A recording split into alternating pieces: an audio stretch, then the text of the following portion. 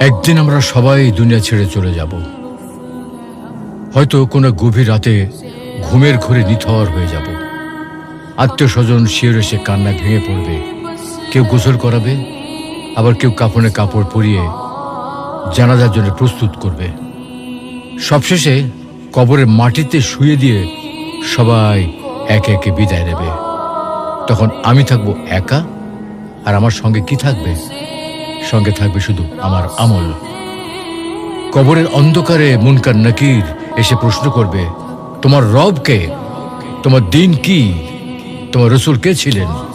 এই প্রশ্নের উত্তর দিতে পারবো আমরা? আমরা দুনিয়ার মোহে এতটাই বিভোর যে মৃত্যুর কথা ভুলে গেছি, অথচ জীবন ক্ষণস্থায়ী। আজই সময়ে প্রস্তুতি নেওয়ার, নিয়মিত সালাত আদায়, আল্লাহকে স্মরণ এবং পাপ থেকে দূরে থাকা, আর এগুলি হচ্ছে আমাদের কবরের সঙ্গী। তো আসুন দুনিয়ার মোহ ছেড়ে আল্লাহর পথে ফিরে যাই। মৃত্যু সেই একাকী রাত আমাদের জন্য শান্তির রাত হোক।